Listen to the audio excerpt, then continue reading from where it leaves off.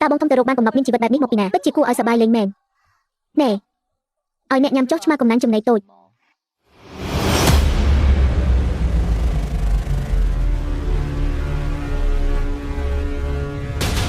តើអ្នកកំពុងធ្វើអ្វីនឹង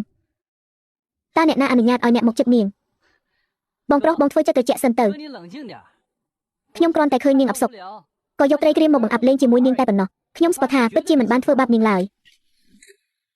នាងមិនត្រូវការអ្នកមកបង្អាប់ឡើយនៅឲ្យឆ្ងាយពីនាងទៅ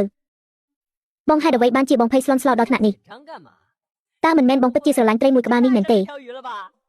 កាលពីមុនបងមិនមែននិយាយថានាងគ្រាន់តែជាគ្រាប់ពូថ្នាំទេនាងជាអ្វីមិនមែនជាចំណែកដែលអ្នកត្រូវមកចាត់ចែងឡើយអ្នកគ្រាន់តែចាំទុកថានាងជារបស់ខ្ញុំ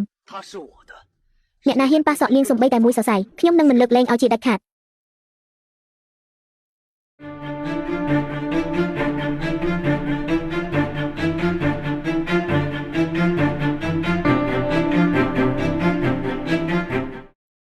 បងប្រុសឈីងគោលន់ហើយមីវមីវទៅប្រើបន្ទប់តខ្លួនរបស់ឯងទៅមិនបាច់ទេកុំដេញមីវមីវចេញអីមីវមីវនឹងសងជំងឺចិត្តឲ្យបានល្អ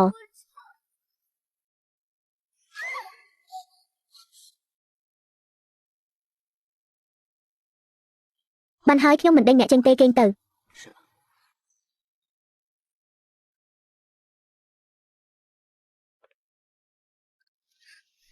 បងប្រុសតាបងទៅណា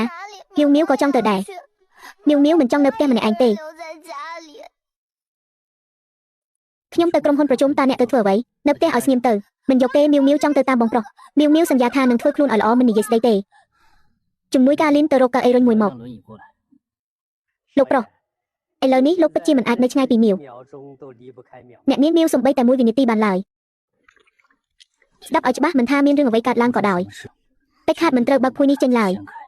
ប្រសិនបើកន្ទុយត្រីរបស់អ្នកត្រូវបានគេឃើញខ្ញុំនឹងបោះអ្នកចូលទៅក្នុងសមុទ្រឲ្យឆ្លាមស៊ីតើអ្នកយកទេ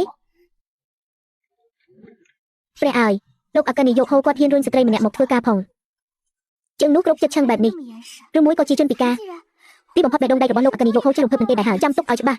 តិចខាតមិនត្រូវឲ្យកន្ទុយត្រីលេចចេញមកក្រៅឡើយឥឡូវនេះខ្ញុំត្រូវទៅប្រជុំអ្នកកុំដើរផ្ដេសផ្ដាសឲ្យសោះ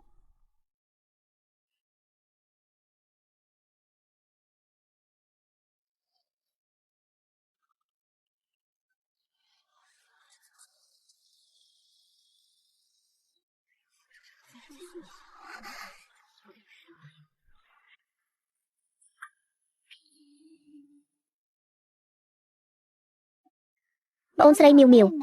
ហេតុអ្វីបានជាអ្នកមកក្រុមហ៊ុនដែរបងប្រុសពិតជាមែនតើគាត់អាចទុកឲ្យអ្នកដើរលេងម្នាក់ឯងនៅទីនេះយ៉ាងដូចម្ដេចទៅមកសាក់ភ្លក់នឹងម៉ាការ៉ុងដែលខ្ញុំបានទិញដល់ចិត្តណានេះមើលមីវមីវរឿងលើកមុនគឺជាកំហុសរបស់ខ្ញុំនំនេះចាត់ទុកថាជាការសុំទោសរបស់ខ្ញុំចំពោះអ្នកតាល្អទេ